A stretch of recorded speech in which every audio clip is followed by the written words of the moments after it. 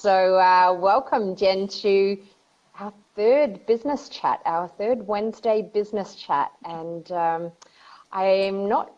we should be able to see all the comments as they come in. If people are watching live, we'll check out for that. But we've got a few pieces of technology going on today. So let's see how we go with all that. How are you going this week, Jen? Good, good. I just saw Antonio in there. Hi, Antonio. Antonio is a fellow duct tape marketing consultant. So I'm in the duct tape marketing consultant network. So great to see you, Antonio. Thanks for joining. Yeah, nice to have some friends who are following in with the chats. Awesome. So Jen, it's been a busy week. Oh, there's Antonio. Hi, Antonio. Hello. Thanks for joining us. It's been a busy week already. It's only Wednesday, and for people who haven't watched the show before, just a reminder about what this is. Each week, Jen and I go live, and we talk about business issues that are coming up for us or that are current in the business world. My name's Natasha Mitchell. I'm the owner of Inspire and Drive, and I'm a business consultant, and I work mainly with small business owners in creative service industries. And Jen, perhaps you can just introduce yourself to everyone watching as well. Sure thing. My name's Jen Kelly. I own Nimble Quotes, which is software as a subscription product for Twitter users. And it tweets inspirational quotes as if you tweeted it yourself. I also run New Initiatives Marketing, which is a marketing company that becomes the marketing department for companies that don't have a marketing department. And we work with businesses across Canada and the US. Yeah, so a pretty busy lady with multiple businesses going on there. So tonight, Jen and I have been talking, and this has been something that has been coming up for some of my clients recently. And as Jen and I started talking about this, we realized that it's common across all kinds of businesses. But today we're talking about why technology is not always the answer to your problem. And a lot of people, when they're having a problem or challenge, they default to a technology tool, and that is not always the case. So we're both going to share a little bit about our experience of when tools are working well, and we're going to share a bit of an experience when perhaps they're not quite as useful. So that's what the discussion is going to be about today. And if you're on the call with us live, we'd love to hear your perspectives as well, or you might have an alternative point of view from us, but we would love to have you join in the discussion. So feel free to put a note in the chat at any point.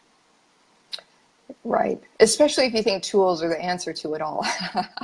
I think we've replaced that famous quote about, the silver bullet, wishing, the silver bullet would solve all with, the internet tools. So I think that's, I think it's an age-old problem, right? I mean, we as humans, if there can be a way just to solve the problem quicker, we're quite enticed by that.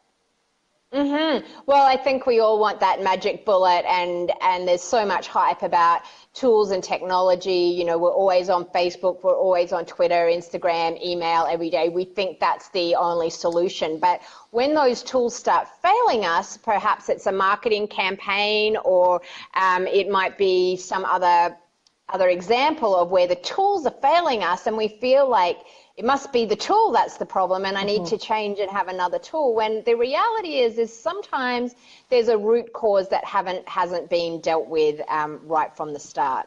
Yeah, absolutely. It's funny. I get into discussions with some of my marketing colleagues about this. It would be interesting because there's some people, and you must have them in your network as well. They're always up on the latest tools, on the latest this or that, which is great. And those are great people to have around to help you out, to keep you up to date what's coming out, because it feels like once an hour something new is coming out, right? But sometimes in listening to either they're trying to solve for a campaign or solve for a client problem, or get something started with a marketing engagement, and after listening to it, it's almost like the tool isn't the problem, the strategy isn't sound, or that sounds like a client relationship issue, not if I just had this plugin for WordPress, it would solve it all. So that's what I tend to find. Yeah, exactly. And how it came up for me this week as being a topic, even though, you know, this is a common problem, but it came top of mind for me this week because I am running a challenge this week, which I mentioned last week, which is all about time management and productivity, and really it's about managing your to-do list. Of course, as soon as I talked about to-do list, people immediately defaulted to, oh, well, I need a tool to manage that. So it was quite interesting on the first day of the call. Of course, I'd mapped out what the topics were going to be over the week. And the first question I asked is, what are people having challenges with? And people immediately defaulted to saying, I need a tool to get all of my to-do lists in one place. That was kind of the immediate response. Yeah. And as I started digging under that a little bit, of course, in actual fact, the tools were not even really on the agenda to speak about, except to right at the very end, and only from the perspective of some very basic tools, whether they be online or even a basic project plan on a piece of paper. Like, I mean, that's how simple it could be. But when we started to dig under the covers a little bit, what we discovered is, you know, people had this to-do list with a bunch of things on that they didn't even know why they were doing them. Their to-do list items were not tied back to a goal, so there was really no objective for doing most of those things on the list in the first place. And, you know, and furthermore, as we dig in, you know, it might have been about how they were spending their day, how they had allocated those tasks, you know, how maybe if they were procrastinating, or whether they were doing things that were, you know, their simple tasks in their prime productivity. So all of these reasons and root causes were kind of what driving what the problem is. Had nothing to do about whether they had, whether they were using Microsoft Project or some other tool whatsoever. I mean, it just wasn't about the tool that they were using, and that's why they were disorganized. Interesting. We have a client we're working with, and they do a lot of I call it very heavy duty, very deep analytics work, and they actually do training as well. And one of their discoveries is they find a lot of the students, you know, all ages, right? They're data analysts coming to a course to learn how to do this work better, are actually coming and thinking that the tool has the answer. And it was interesting because, and this shocked me. I thought, you know what, maybe at our level, maybe I'm speaking for you as well, but I'm probably, you know, I wouldn't call myself a data analyst by any stretch of the imagination.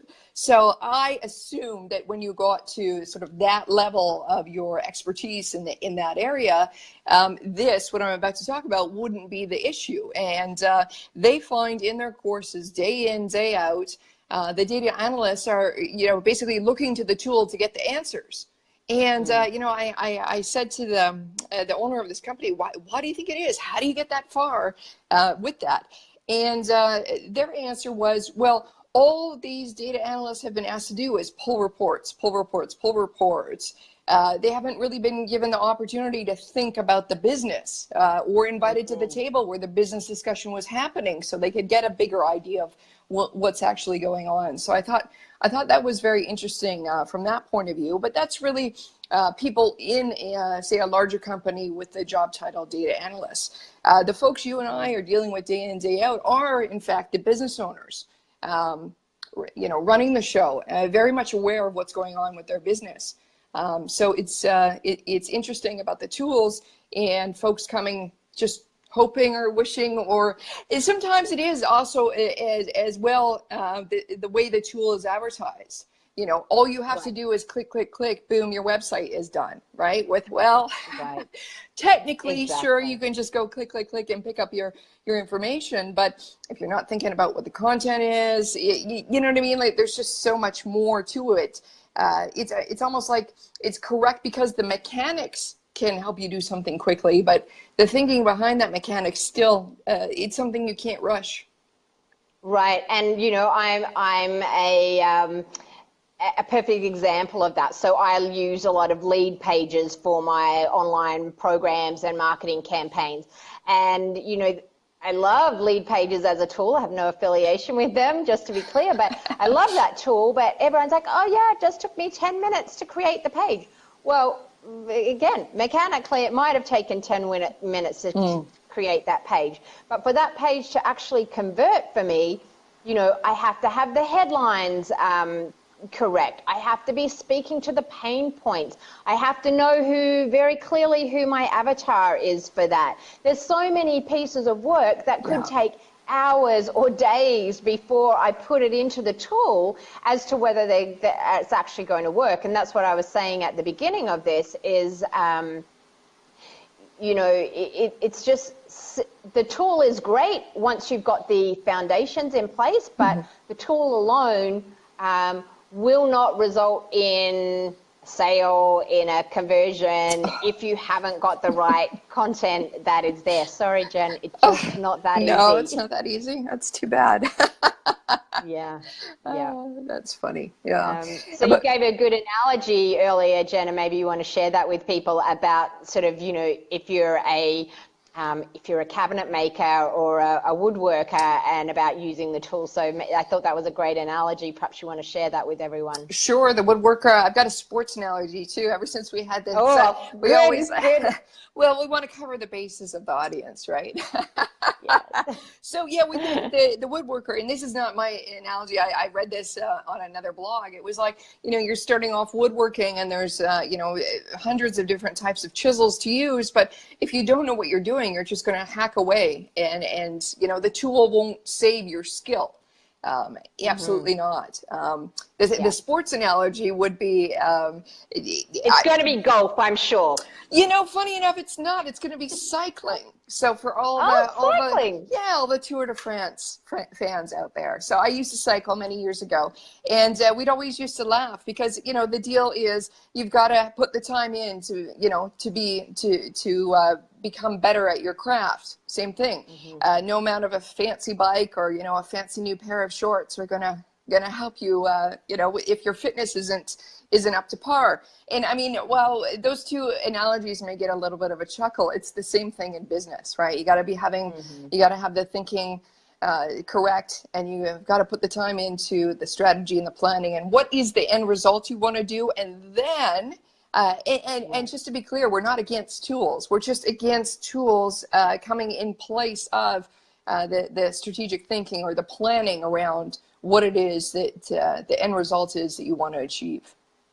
Right, and you know, even you talked about it from the data analyst, even when you've got that strategy in place and you've got the tools running, and again, you know, from my own experience, and I know that you do a lot of this for your clients as well, like if you're running a Facebook ad, you've got the strategy in place and the headlines and the text and all of those things. You've got a tool, which is the Facebook ad, that can go out and reach the audience, and then you put the Facebook ad live and it works or it doesn't. Now, the tool is not quite there yet to tell you what's working and what's not working. It can show you if it's converting or not, but there still is a human element to look at whether something is converting, whether it's not converting, try and get underneath why it's not converting, look at the pieces that you might need to tweak or change a little bit to make that ad. Do you need a new image? Do you need a new headline? Do you need a new piece of text? What is it? So I think, you know, this is what this whole discussion is about, is there's a human element and you can't just give over that power to a machine. A machine is a machine, and a machine is very smart when you're guiding that. Of course, we have a lot of artificial intelligence now that could probably begin to learn what's working, what's not, and make more and more recommendations. But bottom line is, for most small business owners and for most of the technology we are using in our day-to-day business, there's really a big human element in it, and we kind of can't stress enough as to how important that is to make sure those basics are right. Yeah, absolutely. So, you know, it's the thinking first and then the tool, right? You don't want to have the tool first and then back out of that and try to do the thinking. Yeah, exactly. Whenever I've seen that happen, and you know what, I've made the mistake too. You know, you just, you know, just this plugin or just that tool will help me. but it's always, it's a rough tumble down, right? It's always so disappointing when that tool doesn't do what you thought it would do because you've skipped the step of doing the thinking. Right. For sure. Yeah. And sorry, Jen, like okay. for a lot of people out, I'm sure who are watching who, I feel like Facebook ads is one of those ones that's just such a killer. People just think, oh, great, I can run a Facebook ad and I'm going to get thousands of followers. And, again, it's very easy to set up a Facebook ad, but you really have to know what your objective of that campaign is. Are you just getting traffic? Are you trying to convert? Are you trying to get an email list? So again, it just ties back to all that thinking you need to do before you utilize the tool. And once you do start utilizing the tool, it can be, and it's not just Facebook, obviously there's many different tools, but it can be a really great way to leverage up, scale up, automate your business. But if you don't get that right, you're just scaling up on a disaster, and you certainly don't want that. No, and I think too sometimes, and for sure we went through this, trying to, when you're trying to build something new, sometimes you don't know. You don't know what to ask for because you might let the technology get in the way. At least that was for me when we were creating Nimble Quotes, for sure. It was just like, oh my God. And one of the great things to do is if you can collaborate with someone like yourself, like if I came to you and did this in hindsight, right? Our next Nimble Quotes, I'll do this with you, but really to talk through with someone else. What is the end result you're going for? And then you can back away from the technology and you have someone else on the other side of the table going, well, what is it that you want? We were speaking, I guess last week with a team in marketing, and we were talking about their website, like what are you doing all this marketing for? And the answer was to get more users to the website. Well, right. I mean, yes, but no, because the whole business doesn't survive just with, right. The business is bigger than that. The actual, end goal is to get more, more customers, which right. Just visiting the website was, the first step of them. This was an in-person service business, let's say. So, and it took, the team talking with somebody outside the company to be like, oh yeah, you're right. Of course we want website visitors, but the whole overarching goal of the business is to get more customers to stay in business. Okay. So that's, and it's, so if you find yourself just, you can't get out of that swirl around thinking, well, no, the tool's just going to solve it. Just grab a business colleague and do a little brainstorm, and you can get some clarity around actually what am I really trying to achieve. And then that's a great way to gain the clarity and then go, okay, I know what the end result is. Okay, let's think back, figure out the strategy, and then have a clear idea what tool could help now that I've got clarity around that.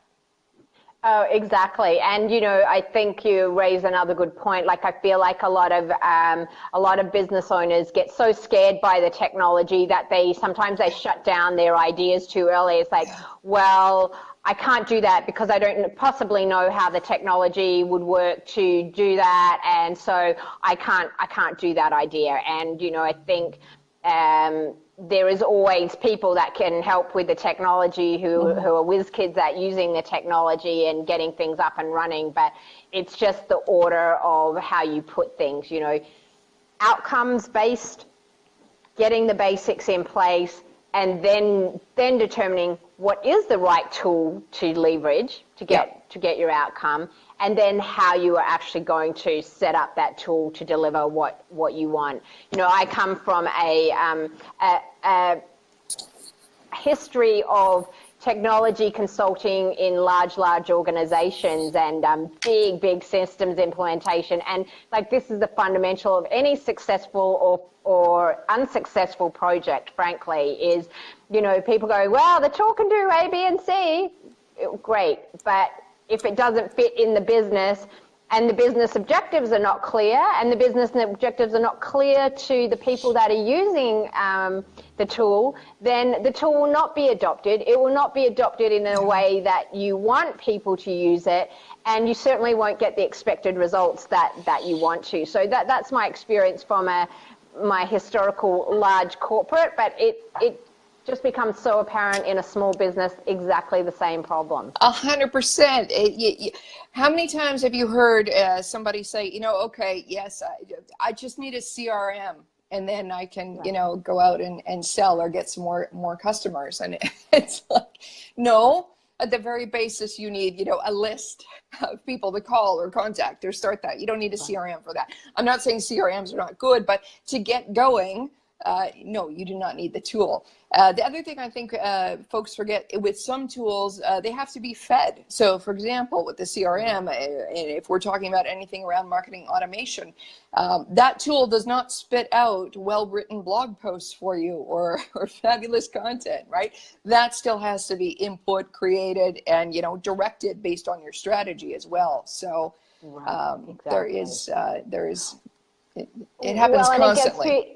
Right, it gets to a really base level. Like when you start talking about CRM and making sales, at the end of the day, if you don't have a good product that a client even wants to buy, it really doesn't matter whether you have a CRM to follow up. You know, you simply won't have any clients. But yeah, I mean, I think there's just so many examples of what we're talking about, and I think, you know, hopefully this is bringing a little bit of an awareness to this issue. And if people are thinking about that and wondering why the tools aren't working, I would make a recommendation for them to go back and have a look at some of their basics and see whether the inputs, I think you said exactly the right word, Jen, are the inputs the right inputs into that system?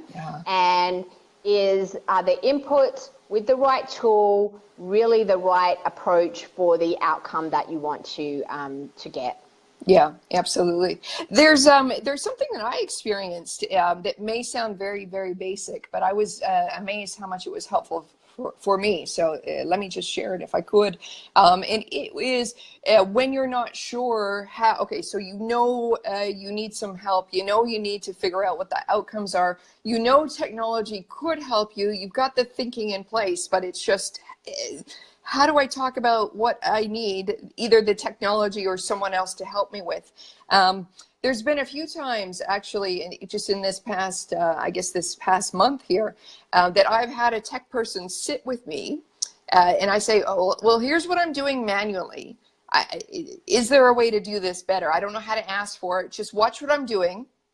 Don't blow a gasket, because it's so funny when, in my experience, when tech people have to watch, you know, someone that's not so technical do something, they're just like, oh my God. But that's exactly it. And then once they see what it is that you're doing, they can start to formulate better, faster, more efficient ways to do it. And then, you know, your end result can be they go away, know exactly what they're trying to solve for, and can build something for you. So that I've had actually great luck with that.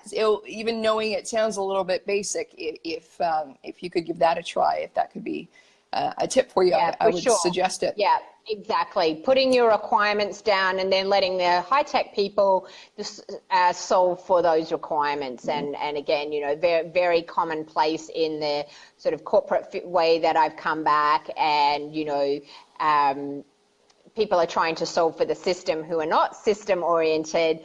Really, the tech people just want you to give them the requirements, and they'll sort out how the best way is to implement that or make the technology work for you. Absolutely. Absolutely. Well, listen, Jen, I think we've had a great discussion today. Is there any final comments or thoughts that you'd like to add before we wrap up for the evening? Any final comments? It would just be the next time you feel yourself saying, you know what, we just need a tool, or I'll just go ahead and buy these, you know, the ClickFunnels and just get everything with my marketing up and running, no problem. Just to stop and think, you know, do I have the strategy? Do I know my outcome? If this tool was not available, do I know exactly what I want out of it? And just to slow yourself down and to make sure that you've done the thinking and the strategy work before you start to reach for the tool, for sure. Absolutely. Fantastic. And if you're listening back to this live, to this replay, I encourage you to put any comments or questions. Jen and I will be happy to answer that. If you're watching this and thinking, I need some help with my strategy, again, just to let you know, Jennifer is an expert in marketing. That's what she helps with. She helps companies with their marketing strategies. I help small business owners with their business strategy and looking at the fundamentals and their key messaging and their niches and their audience and their messaging. So there's a wealth of experience here. Both of us are available and would love to help you with that. So at any time, feel free to reach out. Jen, if you can let people know your website, the best way to contact you. Certainly, absolutely. If you're on Twitter, it's at Jen Kelly Jen. Email is jen@newinitiativesmarketing.com.